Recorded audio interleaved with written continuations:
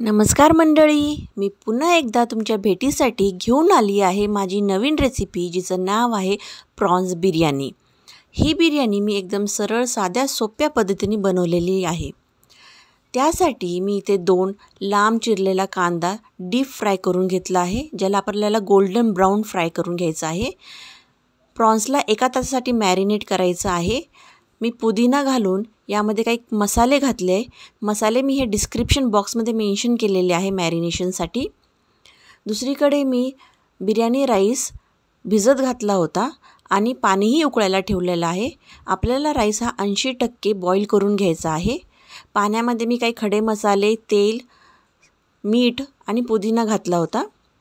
तेलामध्ये काही खडे मसाले, कांदा, टोमॅटो असं छान तळून घ्यायचं आहे। टोमॅटो असे स्मॅशी होईपर्यंत तळायचे आहे आपल्याला।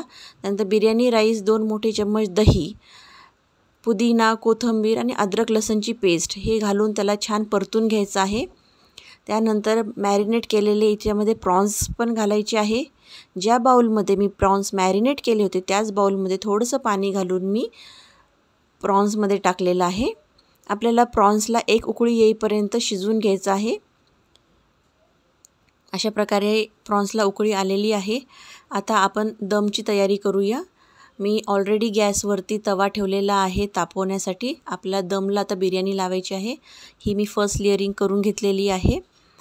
तुम्ही बघू शकतात, मी तळलेला कांदा आणि कोथिंबीर, पुदिना यावरती घातला आणि थोडंसं तूपसुद्धा वरून सोडलं आहे। सेकंड लेयरिंग मी परत तशीच रिपीट करत आहे फर्स्ट लेयरिंगसारखीच। मी इथं ॲल्युमिनियम फॉईलचा वापर करत आहे त्याला कवर करण्यासाठी। तुम्ही न्यूजपेपर किंवा आपल्या गव्हाच्या पिठाचा उंडा त्याला मळून असंही लावू शकतात। आपली इथं बिर्याणी जी आहे ती दमला लावून झालेली आहे आणि रेडी झालेली आहे। तुम्ही बघू शकता तिथे सुंदर असा कलर आलेला आहे। मी इथं कोणत्याच फूड कलरचा इथे उपयोग केलेला नाही आहे, तरीसुद्धा याला तुम्ही बघू शकता की किती छान कलर आलेला आहे। येल्लो, ब्राऊन आणि व्हाईट कलरची बिर्याणी इथं रेडी झालेली आहे। तुम्हाला माझी रेसिपी कशी वाटली हे कमेंट सेक्शनमध्ये नक्की कळवा। ट्राय करून बघा, लाईक करा, शेअर करा आणि सबस्क्राईब करा माझ्या चॅनलला। भेटूया माझ्या अशा छान एखाद्या रेसिपीसोबत पुन्हा एकदा।